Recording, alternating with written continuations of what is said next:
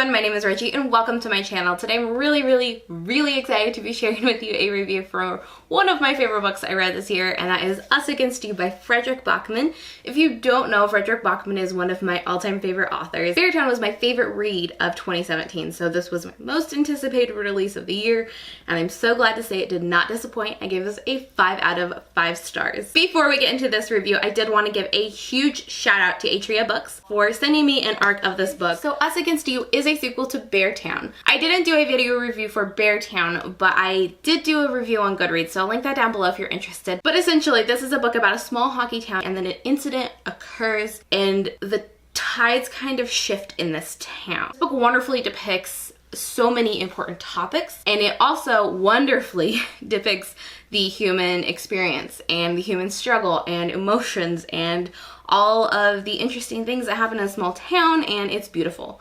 I didn't mention, but this small town is in Sweden, which is where Fredrik Backman is from, and his books are originally written in Swedish, so they are translated. His translator for these books is Neil Smith, so huge shout out to Neil Smith for doing a wonderful job translating these books. So Us Against You picks up where Beartown leaves off, kind of following our characters after the incident, and it has been a wild ride for our characters in Beartown, and that ride does not slow down in Us Against You.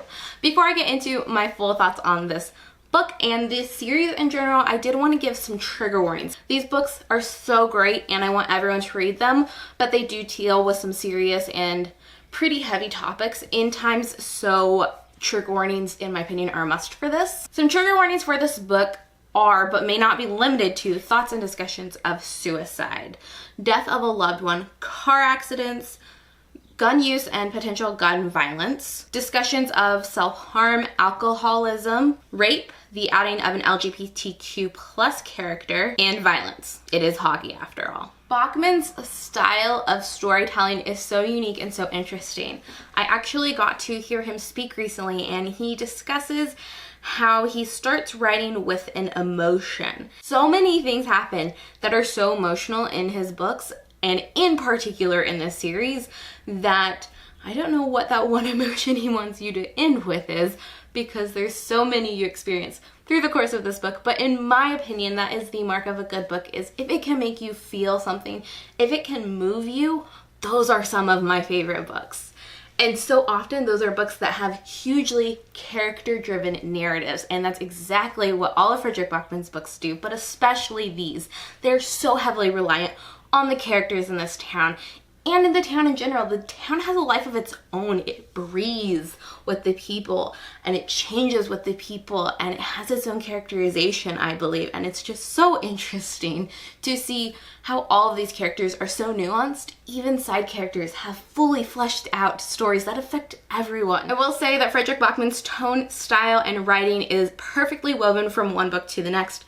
I reread Beartown right before I jumped into Us Against You, and there was not a beat skipped. Everything flows beautifully. However, there is some repetition in Us Against You that if you read Beartown, it'll feel repetitive. If you don't, it'll definitely be catching you up, because you don't have to read both of the books. It definitely packaged itself as a potential standalone, but because of that, Backman does lay the grounds of explaining some things that did happen in Beartown that are important to your knowledge in Us Against You, and thus it can feel repetitive if you recently read Beartown. I don't think that's a bad thing. I think that's great that he's letting you pick and choose how you read these books, and that's fine with me, but it's something to note if that kind of thing bothers you. It's definitely there. I think this story is so gripping and so interesting. It keeps you there, mainly because Backman has in these two books this interesting brand of like foreshadowing, where it's very omniscient. This foreshadowing seems so blunt, but it also tries to misdirect you oftentimes, and sometimes it doesn't. It's just telling you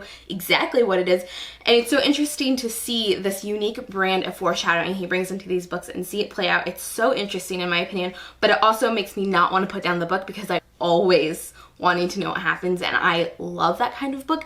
I wouldn't ever call this a thriller or a mystery, but you do get those feelings that a thriller or mystery will give you, because you always want to know what that foreshadowing is hinting at. And so it gives you that sense of a thriller or mystery that you never want to put the book down because you just want to know what's going to happen. It's kind of like that. I will say these two books are not as light as Backman's other books. They're very different from Backman's other books. That's super interesting to say that Backman's other books are light too, because some deal with like death and grieving, but these books deal with rape and the aftermath of rape and the outing of an LGBTQ plus character, and claws are dug into these topics. Backman puts these topics through the lens of sports. So like I said, this is a hockey town, and so we're seeing this from the club and the community's perspective. The sports for this book is such a lovely metaphor. I think if you don't like hockey, that's not necessarily a bad thing. There's definitely hockey sprinkled in throughout this. If you love hockey, you're going to love these books. If you don't like hockey, I don't think it's a detriment. Yeah, there is scenes of the games and a lot of talk of hockey, but hockey is a huge metaphor in this book.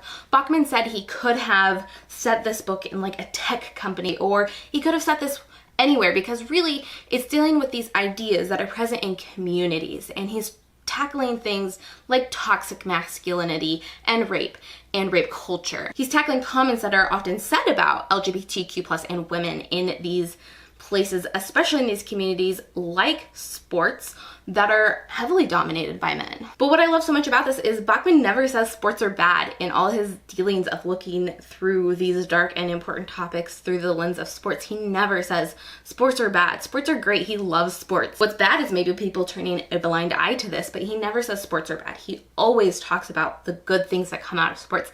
There are characters that turn out to be incredible people in these books purely because of the things they learned through sports and the experiences they had in sporting environments. And there's characters that turn out poorly because of that. And we see that divide and we see what makes those shifts and differences. And it's really examination of this culture.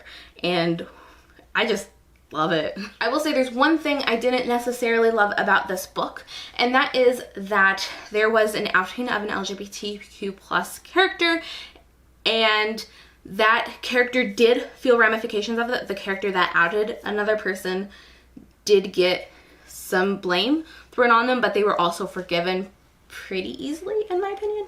So I don't like that. However, they did go through some dark things afterwards, so I have torn and conflicting feelings about that section of the book. So I do acknowledge that that's a thing that I don't know how I feel about. When it comes down to it, Fredrik Backman is my all-time favorite author, and Beartown was my favorite book of last year, so it's kind of a given that I was bound to really probably enjoy and love this book, and I will read pretty much anything this man publishes. I've read everything he's published, so take that as you will, because I am possibly a little biased, but I thought this book was so powerful, so wonderful, and I highly recommend everyone read the series.